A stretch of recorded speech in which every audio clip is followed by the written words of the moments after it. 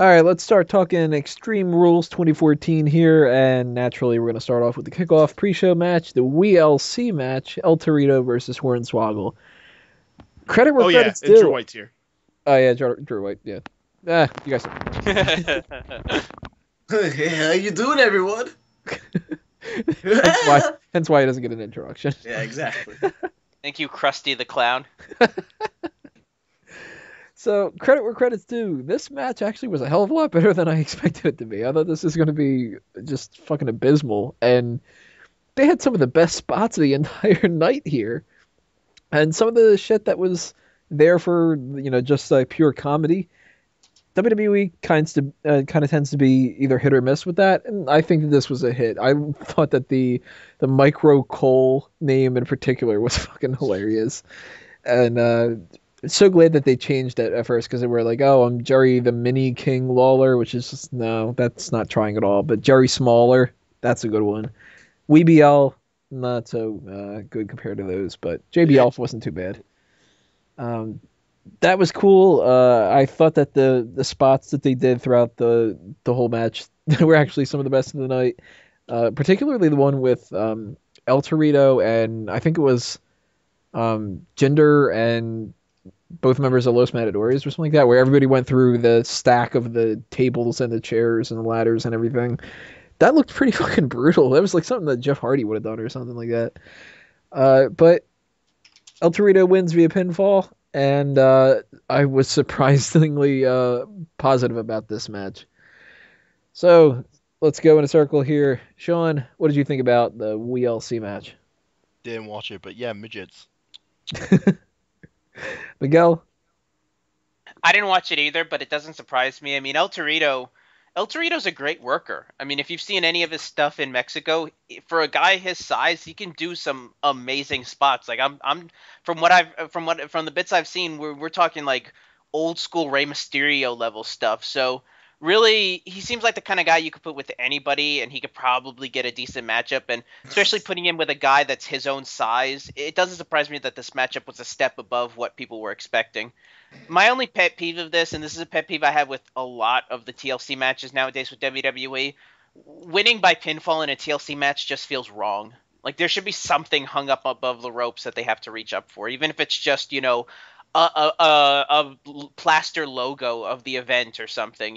Give them something to reach for. It just seems wrong that it's a pinfall in a TLC match. But I'm sure that I'm actually looking for the matchup right now on Google Video, see if I could find it, because I want to check it out.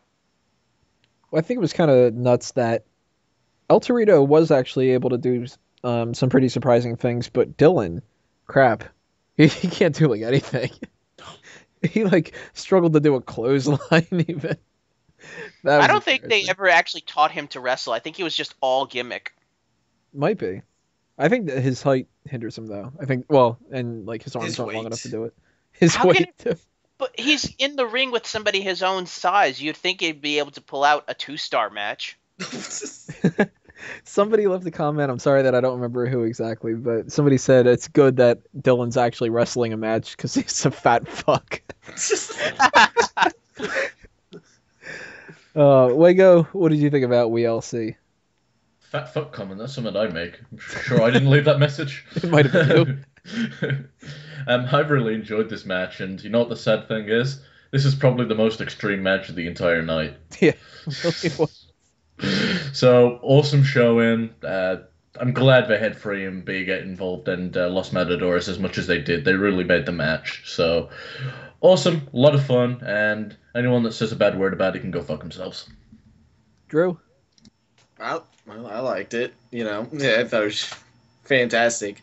There was only one issue with the match, and that's Dylan did not come out on top, which was the right booking decision that they fuck up. Because, they need to build Dylan for the future. And, with all the midgets they pulled out, I'm not going to be surprised if some midget people get upset, sue them for something. But besides for that, it was relatively enjoyed it. It was pretty good. He doesn't need Drew to White win. He's says, already a "F you, former shorties." cruiserweight champion. So What? he can put some over. Well, no. El Torito is going to be the next underdog. Rey Mysterio. He's going to be the next World Heavyweight Champion. He's going to win the Rumble. And he's going to be able to pull 5-star matches out of Great Khali. I'd be all right with them bringing back the cruiserweight division, the cruiserweight title, just to give it to Torito. I'm okay with that. I don't want to see that. Technically, Hornswoggle is the last cruiserweight champion. Yeah. Right. Maybe that's what they're Breaking doing right history. now. You know what? Book that. That's the next matchup for the next pay-per-view. And Peyton, what did you think about this match? Man, it's funny thinking all the way back to where this started. I guess it was the Hall of Fame when they just came out interrupting Jerry the King Lawler on stage, and everyone hated it. Everyone thought it was the absolute worst thing in the world. And even going through the last few weeks, people have not been giving this a chance. The bar was set very low, and I didn't have very big expectations for it. But man, they really surprised me. They went the whole 1 yard with having the 3 mini commentators and the mini referee and the mini ring announcer. And having everyone else involved was smart. If they just kept it between those two, I don't know if this would have been as enjoyable. Getting all 3-man band members and Los Matadores was the best thing they could have done. My favorite point in the match actually was from Drew McIntyre. There was a point where he just ran and just like completely recklessly jumped over and fell right into a table. And I don't know if maybe just because he had the really long hair or what it was, but just he looked like he had no fear whatsoever at the way he jumped over into that table. And it looked like it hurt a hell of a lot.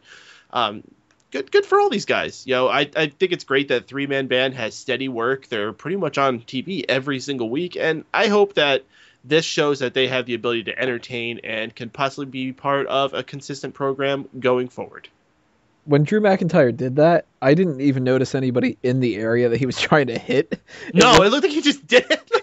It did look like that, didn't it? Like he just was like, well, everybody else is doing it. So I'm just gonna run to the opposite side. And He's like, table spot. Ah. You know what? Fuck my career. Such a weird spot. It really did come off like that, though. He was just kind of just like, meh, yeah, when in Rome, woo! Like, and then Bach, damn it, that hurt a lot more than I expected it to. Hi, I'm Drew McIntyre. This is Jackass. Oh god, that's the perfect way to bring in Wee Man.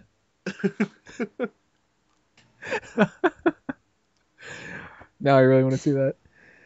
All right, next match that we're going to talk about in the next segment is going to be the triple threat match between Cesaro, Rob Van Dam, and Jack Swagger.